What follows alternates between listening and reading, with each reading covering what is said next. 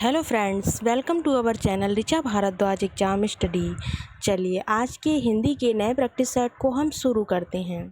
आज के practice set में आपके मोस्ट इम्पॉर्टेंट क्वेश्चंस को हमने कवर करने की पूरी कोशिश की है, तो आप इस सेशन को पूरा देखें।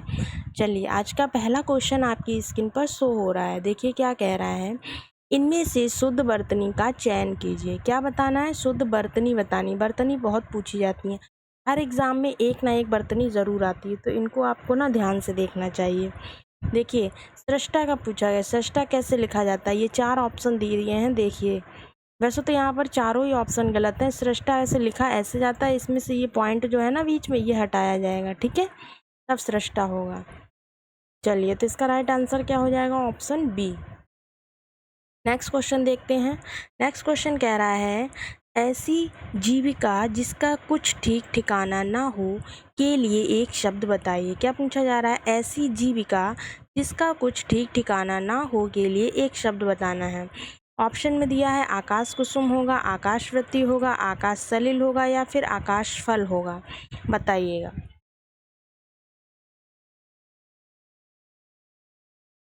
आकाश कुसुम क्या होता है? आकाश कुसुम होता है ऐसी वस्तु जो प्राप्त ना हो सके।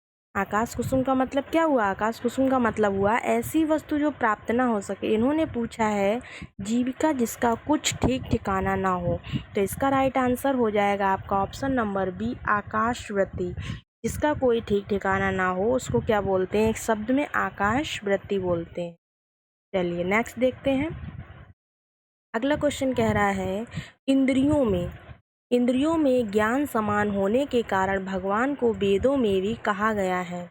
मतलब कि इंद्रियों में जो है ना ज्ञान समान होने के कारण भगवान को वेदों में क्या कहा गया, ये पूछा गया है। अगोचर कहा गया है, अप्रकट कहा गया, अदृश्य कहा गया या फिर अनाम कहा गया है। बताइए।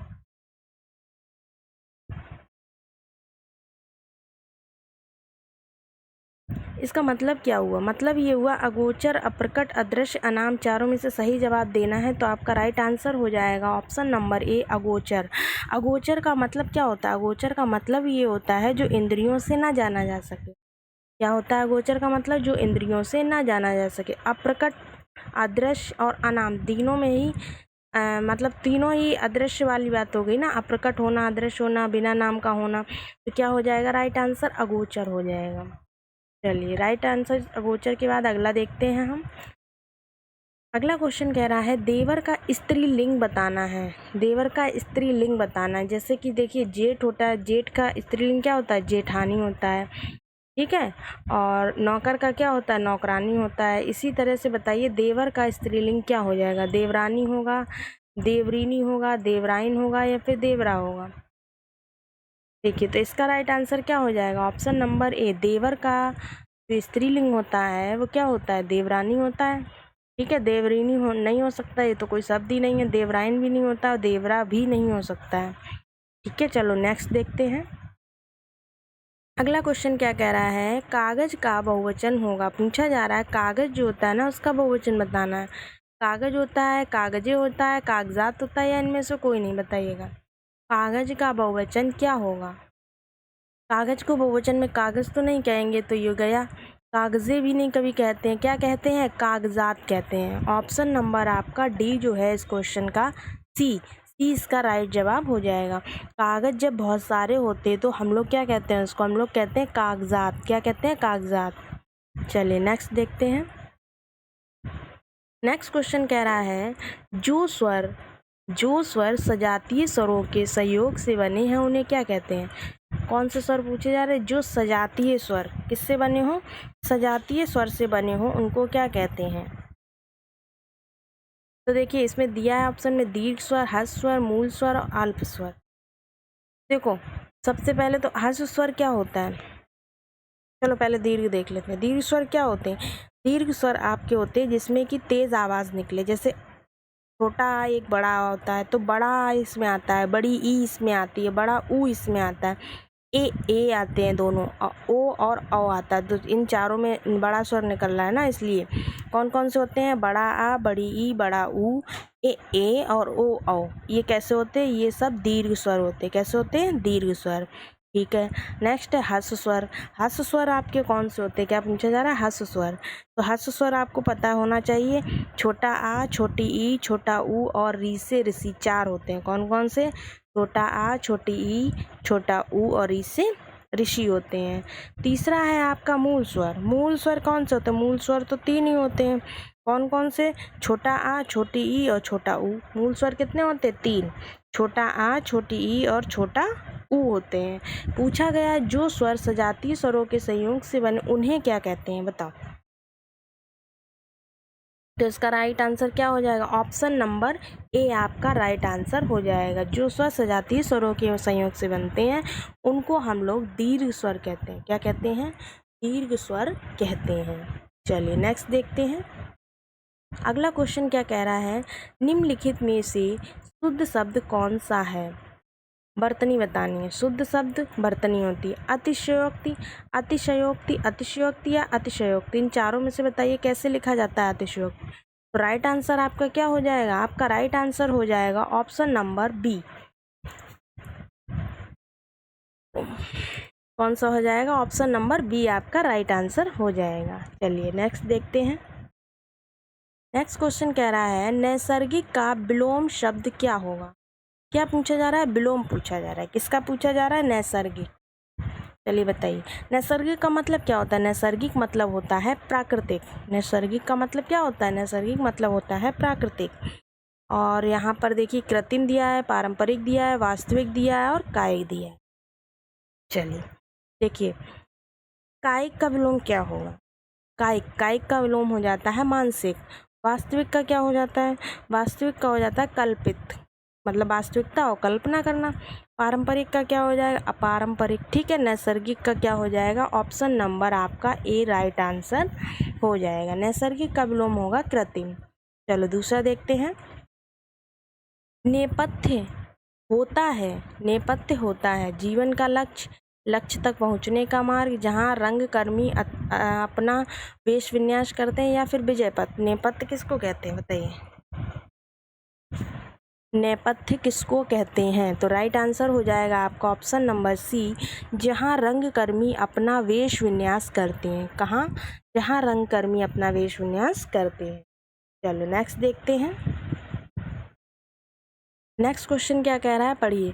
उल्टे बांस बरेली को, क्या कह रहा है, उल्टे बांस बरेली को, इसका मतलब वो बताना मुहावरा।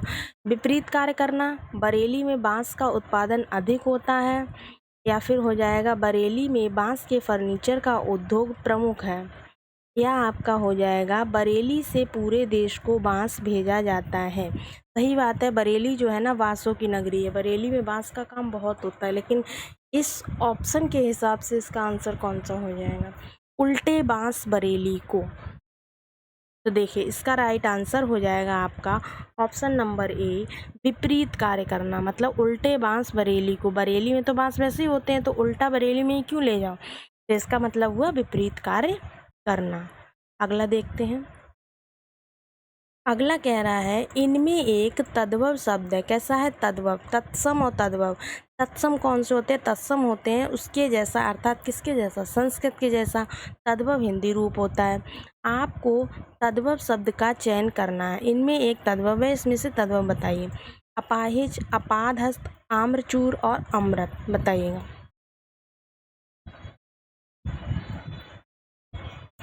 आम्रचूर को क्या कहते हैं, आम्रचूर कहते हैं आमचूर।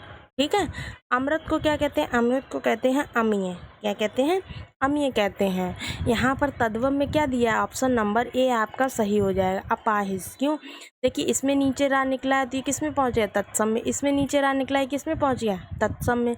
इसमें आधा अक्षर दिया हस्त, तो ये किस में पहुँच गया, तत्सम में। ये तीनों आपके कैसे हैं, तत्सम शब्द हैं। बचा कौन सा, अपाहिज। अपाहिज कैसा हो जाएगा, तद्भव शब्द हो जाएगा। चलिए नेक्स्ट देखते हैं। अगला क्वेश्चन देखते हैं। अगला क्वेश्चन क्या कह रहा है, पढ़िए। आँखियाँ हर दर्शन की भूखी, क्या कह रहा है, आँखियाँ हर दर्शन को भूखी, कैसे रहें रूप रस राची ये बतियाँ सुन रूखी, बताइए। अखियाँ हरिदर्शन को भूखी, कैसे रहें रूप रस राची, ये बतिया सुन रूखी। कौन सा यहाँ पर रस होगा? संयोग, वियोग, करुण या फिर वात्सल्यता? क्या दिखा रहे हैं? देखिए यहाँ पर क्या करें, अखियाँ हरि दर्शन को भूखी दिखा रहे हैं ना कि यहाँ पर वियोग का वर्णन किया जा रहा है। किसका? करुणा नहीं की जा रही, मतलब करुणा नहीं है यहाँ पर, क्या है? वियोग दिखाया जा रहा है। तो इसमें क्या हो जाएगा? Right answer B. चलिए नेक्स्ट देखते हैं। नेक्स्ट पढ़िए क्या कह रहा है। निम्नलिखित वाक्यों में प्रयुक्त अलंकार के भेद नीचे दिए गए विकल्पों में से चयन कीजिए। देखिए यहाँ पर जो ये लाइनें दी गई हैं दो, इसमें आपको पहचानना है कि इसमें कौन सा अलंकार दिया गया है।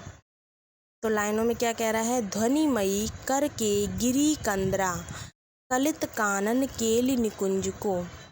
ध्वनिमयी करके गिरी कंदरा, कलित कानन केलि निकुंज को। बताइएगा।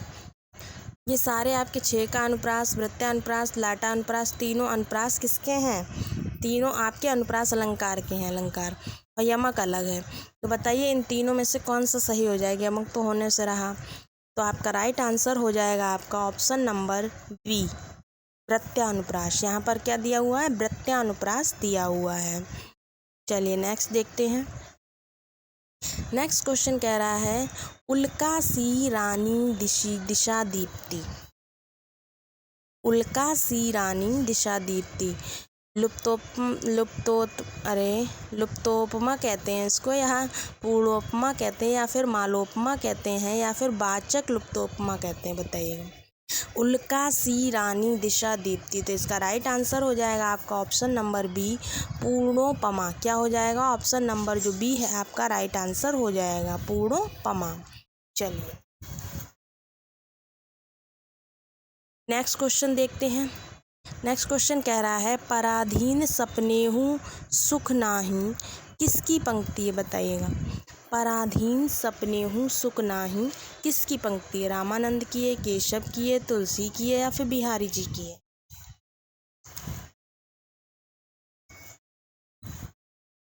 देखिएगा, बिहारी जी की एक मोस्ट इम्पॉर्टेंट रचना है, कौन सी है? बिहारी सतसई। कौन सी है इनकी? बिहारी सतसई। ठीक है।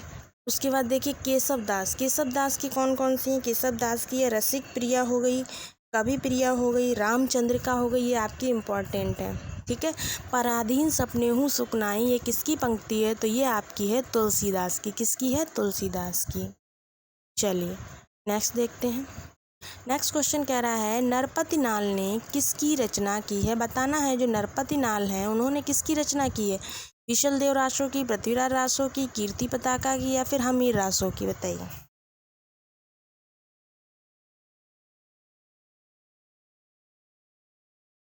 देखिएगा, पृथ्वीराज रासो की तो रचना आपके चंद्रबरदाई ने की है।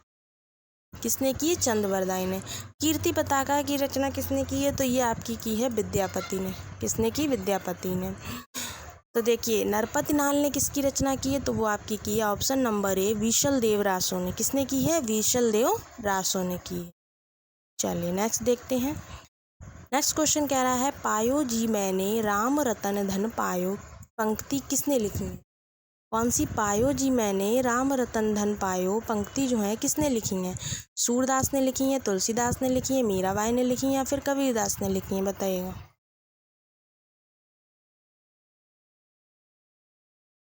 तो ये पंक्ति जो है आपकी, देखिएगा, कबीरदास जो है इनके बारे में थोड़ा बता दें। कबीरदास का नाम क्या था? दूसरा धर्मदास। क्या नाम था? धर्मदास। इन्होंने बीजक संग्रह लिखे हैं। कौन कौन से? साखी, सबद और रामायणी। ठीक है। तो देखिए, पायो जी मैंने राम रतन धन पायो, ये सभी को पता है। ये तो किनकी? मीराबाई की है। किसकी है पंक्ति? मीराबाई की है। चलिए नेक्स्ट देखते हैं। निम्नलिखित में से कौन कवि राष्ट्र कवि कहलाता है? क्या पूछा जा रहा है? राष्ट्र कवि किसको कहा जाता है? हरिवंश राय बच्चन, सुमित्रा नंदन पंत, मैथिली शरण गुप्त, या फिर रामधारी सिंह दिनकर? बताइएगा। राष्ट्र कवि किसको कहा जाता है? तो इसका राइट आंसर हो जाएगा आपका option number C, Maithili Sharan Gupt को राष्ट्र कवि के नाम से जाना जाता है। किसको जाना जाता है? मैथिली शरण गुप्त को। चलिए बच्चों, आज की क्लास आपकी यहीं पर समाप्त होती है। अगर आप चैनल पर नए हैं तो चैनल को लाइक करें, सब्सक्राइब करें और शेयर करें और साथ ही बेल आइकन पर प्रेस करें जिस पर ऑल पर क्लिक करें, जिससे कि हमारी सभी वीडियोज़ की नई नोटिफिकेशन आपको शो होती रहे। वीडियो देखने के लिए थैंक यू। मिलते हैं आपसे नए वीडियो में।